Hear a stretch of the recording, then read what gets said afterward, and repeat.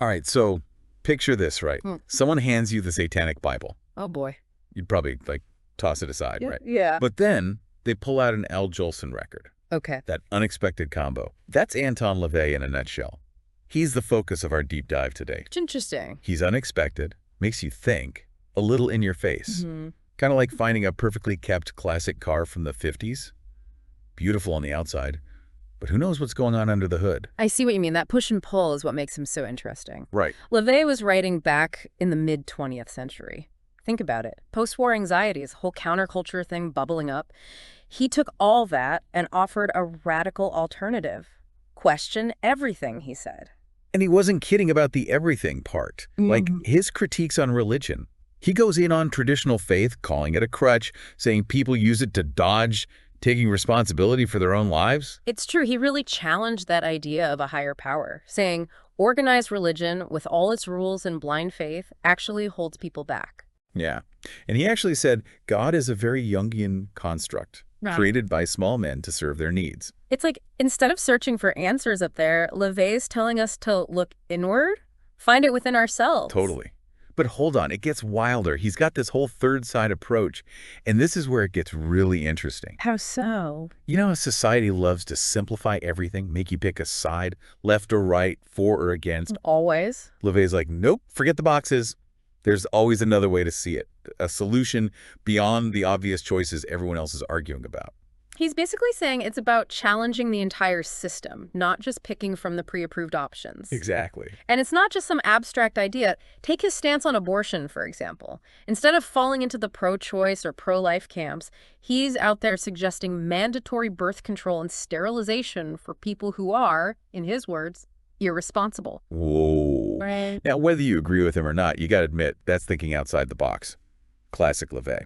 Oh, absolutely. And this drive to challenge norms, to find that third side, it wasn't limited to his social commentary. It spilled over into his love for aesthetics, especially music. Oh, he was passionate about it. Yeah. But not just any music. Think grand orchestral scores, Wagner, Puccini.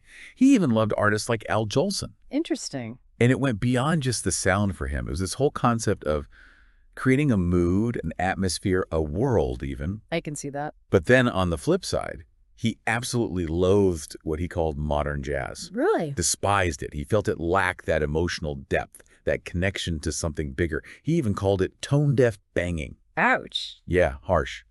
But here's the kicker. LaVey saw this distaste for modern jazz as part of a bigger issue. He called it inferiorism. Inferiorism. Yeah. Think of it like when you see ripped jeans being sold for a fortune. To him, society was obsessed with elevating the undesirable, sacrificing quality and meaning just to be trendy. And he felt this most strongly with music. Makes sense. To LaVey, there was real power in a beautiful melody, complex harmonies, in music that told a story. He felt modern music had lost that, especially as technology advanced. Like we'd gained all this technical skill, but lost something essential along the way. Precisely. And this inferiorism wasn't just about music for him. Oh, no. It was everywhere. Fashion, architecture, even how people behaved in everyday life. If it felt mass-produced, lacking in real artistry or the sense of history, LaVey was calling it out. You know, it's kind of refreshing, this unwavering dedication to his beliefs, even if it was a bit much sometimes. And that's where his past is so interesting. Before the whole Church of Satan thing, LaVey was a carnival worker, an organist. Really? Yeah.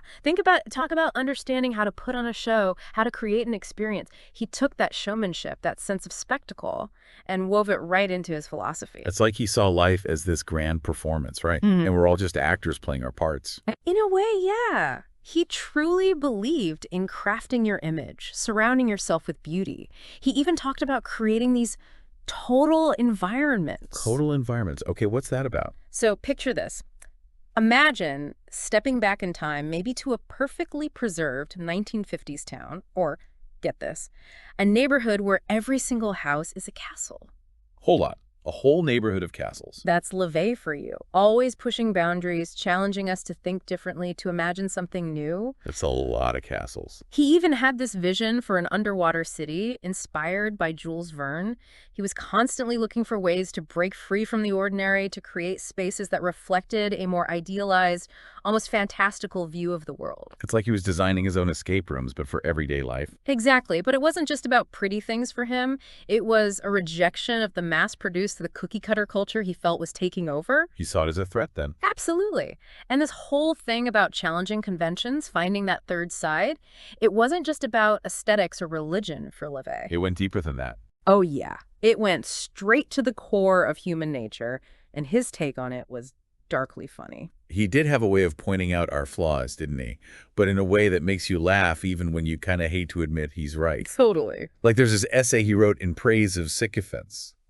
He argues that people who are always criticizing others are just projecting their own insecurities. Wow. It really makes you stop and think like, wait, is he talking about me? Right. And then there's his whole thing about the death of fashion, how we're so obsessed with trends that we've lost our own personal style. It's funny, he actually mourns the disappearance of garters in that essay. Seriously. Yeah. And then he goes on to praise the, wait for it, the panty shield. Get out. Only LaVey could make a panty shield sound philosophical. Right. But underneath all that outrageousness, he's making a serious point. He's sad about this loss of individuality, this feeling that everything's become so disposable. Yeah, I see that. He even wrote an essay called Why I Can't Make Money. No kidding. What's his take on that? He basically says he's too busy pursuing love, romance, knowledge.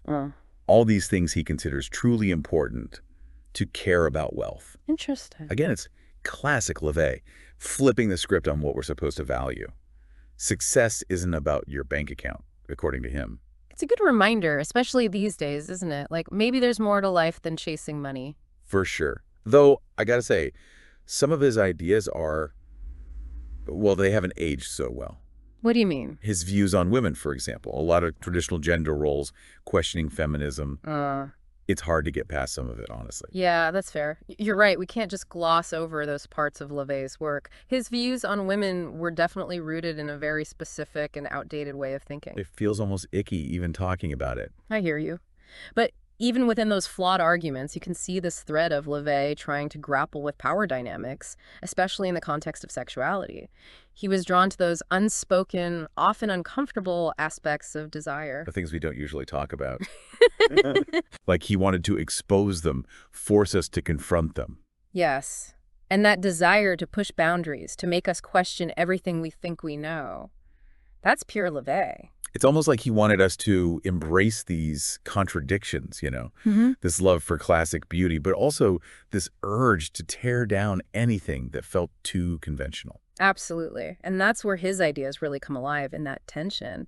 He wanted to shake us out of this passive acceptance of whatever we're being sold, whether it's religion, a fashion trend, a political stance. It's about thinking for yourself. Exactly. He'd probably tell us to take a good hard look at the world around us, all those messages we're bombarded with, and ask, is this really working for me, or am I just playing a part in someone else's story?